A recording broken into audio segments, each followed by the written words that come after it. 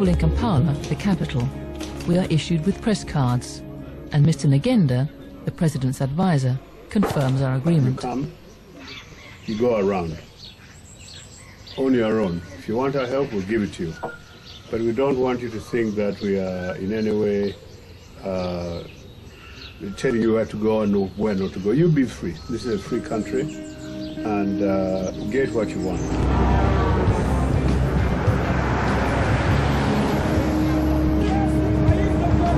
Some people are working, but they are frustrated.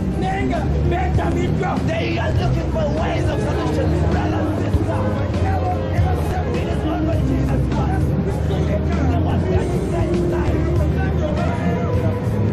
During our meeting at the embassy, the conversation focused on Stephen's supposed car theft and imprisonment in 1988. The fact that they had captured him in the year 2000 as a rebel was passed over in silence.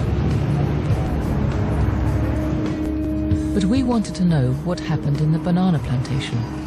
We are granted a meeting with Colonel Mayombo, head of Ugandan intelligence. According to what Stephen Nduka says, then he was in May 2000, he was captured in Tanzania and brought to Uganda, to here, where he met you in No, that's not true. That's not true? That's not true. At no time did I meet Nduga coming from Dar es Salaam in Kololo. Why did you say Dar es Salaam? Dar es Salaam is Tanzania. It's the capital of Tanzania. Yes, but we didn't ask whether we didn't ask whether Stephen was taken from Dar es Salaam. I use this loosely to mean Tanzania. We have never organized operations against anybody outside Uganda, to make that very clear. Not in Tanzania, not in Rwanda, not in Sudan, not in Kenya, not in Congo. You've never seen a man before June 2000? No, I had read files about him. I had been interested very much in his activities. Yes. First, because he was an army, non-commissioned officer, who had a case to answer. Secondly, he was active in anti-government activities. He had been involved in the kidnapping of a minister, in the killing of a regional police commander, in the attacking of police stations in Central Region, and there are numerous sources of information here to prove that. Stephen has told us that Colonel Mayombo personally took part in his interrogation. We read Stephen's statement to the Colonel. And then you tell Stephen that they have used fortunes to keep track of him. And you get very angry and take out your pistol and threatens with it. And then Mr. Mukumu is intervening and have to ask you to go out of the room. And then Mr. Mukumu asks Stephen Nduka if how much money he needs to go public on television and confess his sins and saying that now he wants to be enrolled in the ranks of the Ugandan army again.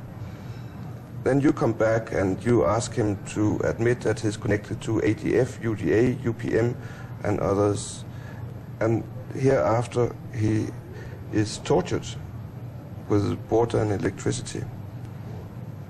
And yeah, that was one of the things he says. What is your comment? Okay, my comment is this. One, an interrogation of a sergeant would not be carried out by a colonel or a chief of military intelligence and a deputy army commander.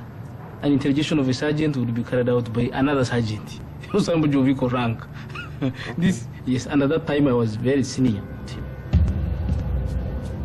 Stephen claims he was tortured at the safe house. We don't torture. Why would we torture? First of all, about Stephen.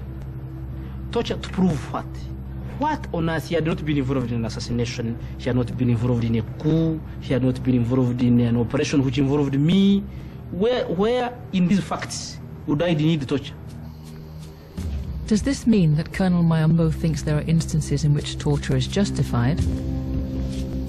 What I want to conclude with you on this point is that one, we don't fabricate charges because they will be knocked out by the courts anyway. In the Ugandan judicial system, a confession which has been received with torture is inadmissible. As a lawyer, I know. But perhaps they never intended to bring Stephen to trial. According to him, he was tortured, not because they wanted a confession, but because he refused to cooperate.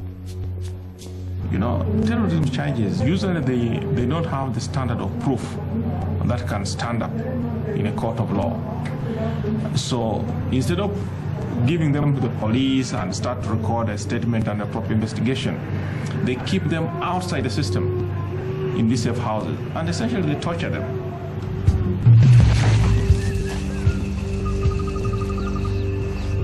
When the newspapers featured the arrest in the banana plantation, they said that Stephen had been caught red-handed with a group of rebels. We want to hear the Colonel's version. How many other rebels did you arrest out there? The record shows that he was arrested alone. He was arrested alone Yes. at Kichu's farm. When he was arrested, the record showed that he was arrested alone.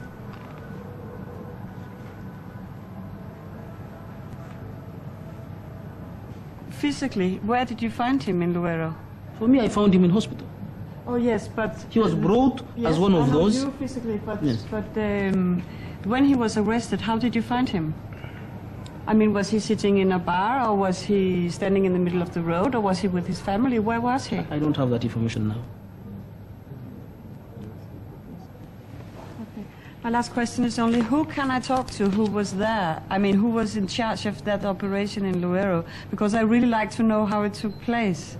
Because I've got it very... We need to stay longer. If you stay longer here, we will keep putting pieces and bits together of individuals, of people, of the area whom you need to talk to. You just have to reschedule your program, and then we will assist you as much as humanly possible to arrive at the truth. Because I think it's very important that you reach at the truth of this matter.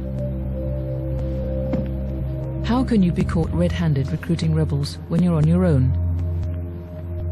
Why does the Colonel insist that Stephen was alone?